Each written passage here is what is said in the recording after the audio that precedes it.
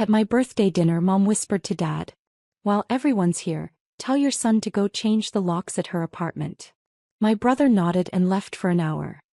He came back paler than the tablecloth and whispered, "Mom, there. My name is Lauren Reeves, I'm 29. And if you think this ends with cake and candles, stay tuned. It was supposed to be a peaceful dinner. A rare truce.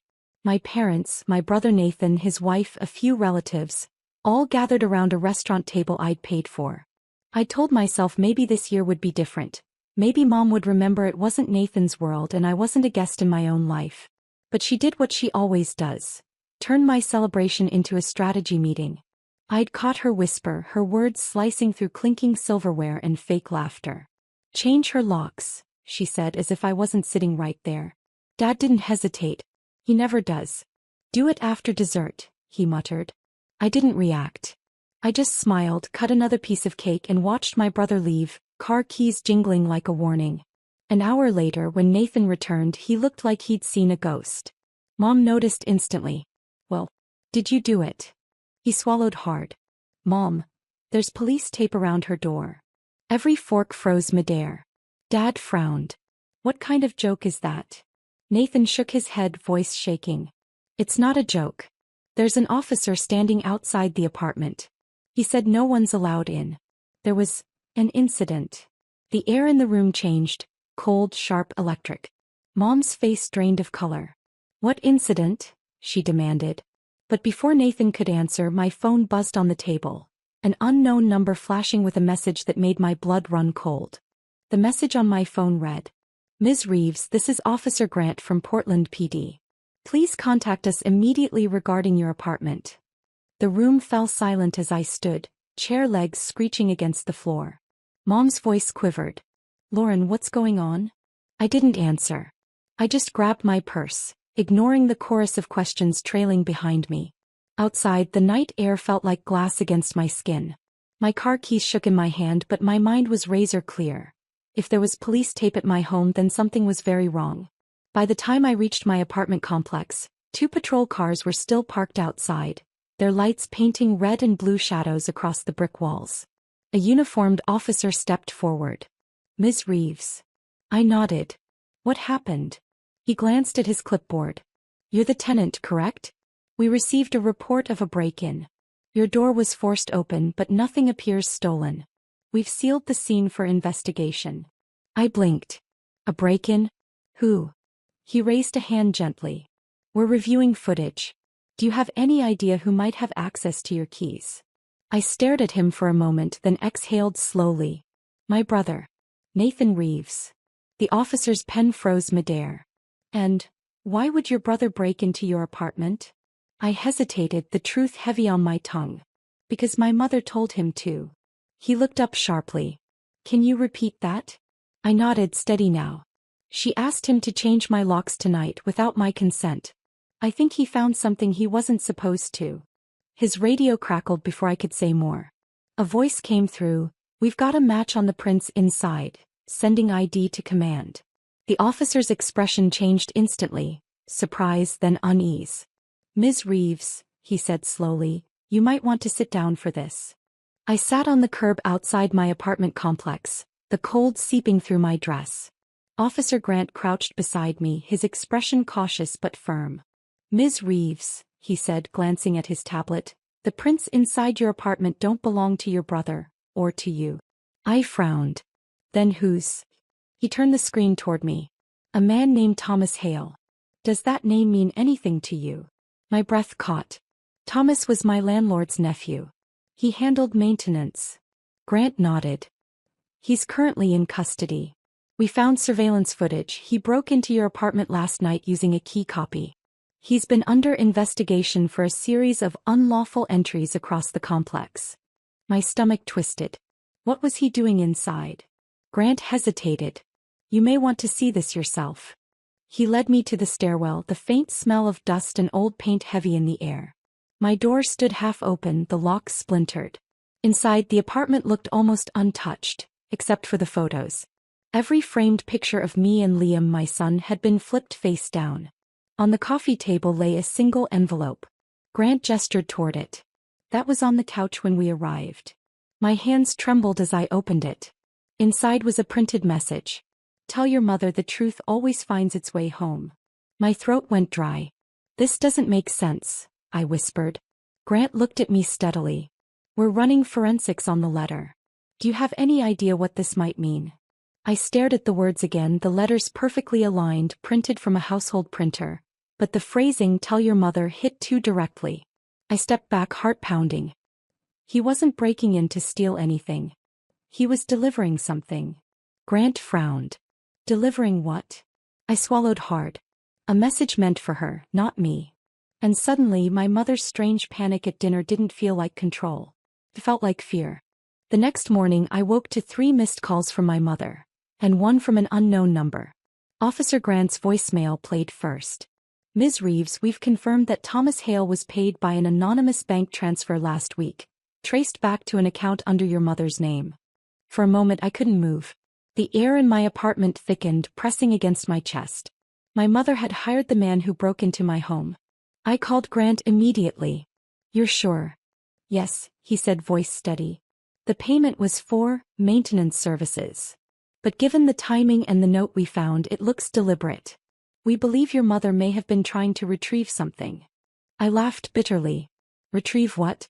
I own nothing she can't already manipulate. Then I froze. The attic box. The one labeled Dad's business papers, which I'd found last month while cleaning. Inside were property deeds, signed by both of them but never declared in taxes. I hadn't mentioned it to anyone. Grant's tone sharpened. Ms. Reeves, does your family have any history of financial disputes? History? I whispered. My mother's made a career out of them. Within the hour I was back at the station. The evidence folder on the table held photos of the letter, the broken door and the transaction records. Grant slid them toward me. Would you like to file charges against your mother? I hesitated. The word mother still felt sacred, but the woman it described didn't. Not yet, I said. I want to know what she was so desperate to hide first. He nodded. Then you'll need to talk to her, carefully. That evening I texted her. Dinner. My place. 7 p.m. No games this time. Her reply came within seconds. Fine. But I hope you're ready for the truth. For the first time in my life I actually was. By 7 o'clock sharp the knock came, light, calculated, like everything she did. My mother stood at my door dressed immaculately, as if she were meeting a client, not the daughter whose home she tried to have broken into. Lauren, she said, stepping inside without waiting for an invitation. Her perfume hit first, familiar, expensive, suffocating. You shouldn't have involved the police. I folded my arms. You shouldn't have sent a criminal into my apartment. Her lips tightened. Watch your tone. You don't understand what's going on. Then explain it, I said, motioning toward the couch. She sat, crossing her legs with precision. Your father's business dealings weren't simple. Those papers you found, they don't belong to you. Thomas was supposed to retrieve them quietly before you did something stupid. I stared at her, stunned. You hired someone to break in rather than talk to me? Her voice softened in that manipulative way she'd perfected. I was protecting you. There are things you don't need to know. Mom, I said flatly, you've been protecting lies, not me. Her mask slipped then. You think you're smarter than us, Lauren? You have no idea what those documents could expose. Your father could lose everything. I let the silence stretch, then pulled out my phone, tapping the record button. You mean the undeclared properties? The offshore accounts listed under my social security number. Her eyes widened. What have you done? I learned how to stop being your pawn. She stood abruptly. You wouldn't dare ruin this family. I met her glare evenly. You already did, Mom. The only difference is, I'm not covering for it anymore. Her face hardened into something cold and unfamiliar. You'll regret this. I smiled faintly. Maybe. But at least it'll be my regret. Outside, thunder rolled, like the world itself agreed. The storm outside grew heavier, lightning flashing against the windows as if the sky itself wanted to witness what came next. My mother paced in front of me, her heels clicking on the floor, every sound sharp as a blade. You don't understand what's at stake, Lauren, she hissed. If those documents go public, your father could face prison time. The entire family's reputation was already destroyed, I cut in. When you put my name on fake property deeds to hide your assets. Her face went still. The silence that followed was deafening. I found everything, I continued. Transfers under my ID. Signatures that aren't mine. Even emails to Thomas. You didn't just drag me into your lies, Mom. You built them on me. For the first time her voice cracked. You were supposed to trust us. I did. For 29 years. And all it got me was debt, therapy, and a lock changed by your son. She flinched. You wouldn't go to the police. You're not that cruel. I looked her dead in the eyes. You broke into my home, forged my name, and put my child at risk. What would you call that? Her shoulders slumped for the first time, a glimpse of the woman beneath the armor. We did it to protect the family, she whispered. No, I said softly. You did it to protect your image. When she finally turned to leave, she hesitated by the door. If you go through with this, she said, you'll never have a family again. I met her gaze steadily. Then maybe it's time I build one worth having. The door closed behind her with a final hollow sound. Thunder rolled again, but this time it didn't scare me. It sounded like applause. Tomorrow the documents would go to the investigator. And the truth, my truth, would finally belong to me. The next morning I drove straight to the Financial Crimes Division, a folder of evidence on the passenger seat beside me. The rain had cleared, leaving the streets slick and shining, reflections of everything I was finally facing head-on. Officer Grant met me in the lobby. You're sure about this? He asked quietly. I'm done being their cover story, I said, handing him the file. Inside were the deeds, the wire confirmations, and screenshots of every message that proved my mother and father had used my identity to hide money from federal audits. Years of deception condensed into neat paper stacks. He flipped through the documents, nodding slowly. This is airtight. Once this goes through, they'll open a full investigation. You'll be cleared of all liability. I exhaled, the weight in my chest finally loosening. Good. I've spent too long carrying their mistakes. That afternoon, I turned off my phone and drove to the hospital to pick up Liam from a follow-up appointment. He came running into my arms, holding a sticker the nurse had given him. Mom, I got a gold star. I laughed, kneeling to hug him. So did I, baby. You just can't see mine yet. When we got home, I opened my laptop and typed one final email, to my mother.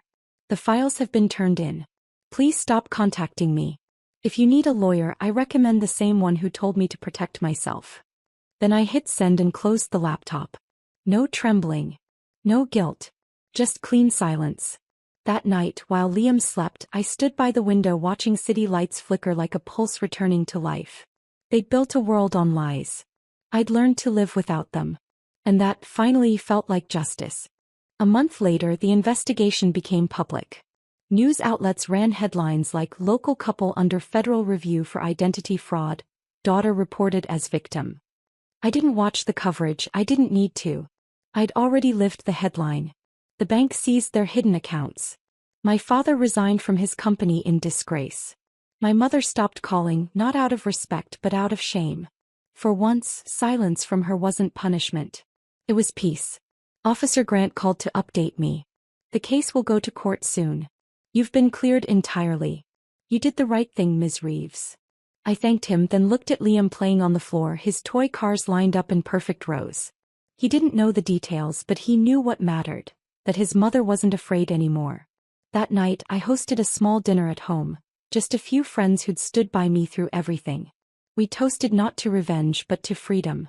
To starting over, said my friend Nina. I smiled. And to never apologizing for protecting yourself. After everyone left, I tucked Liam into bed and stood for a long moment by the window. The city lights below looked softer now, like forgiveness spread across glass. I thought of my parents, not with anger but with clarity. They taught me the most brutal lesson. Love without boundaries becomes a weapon. The next morning, I mailed a single envelope to the district attorney's office. The last missing document linking their offshore account. No note, no explanation. Just truth.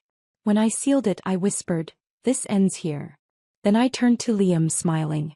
"Ready for breakfast, champ?" He grinned. "Can we have pancakes?" "Always," I said. And just like that, life moved forward. Simple, steady, mine again.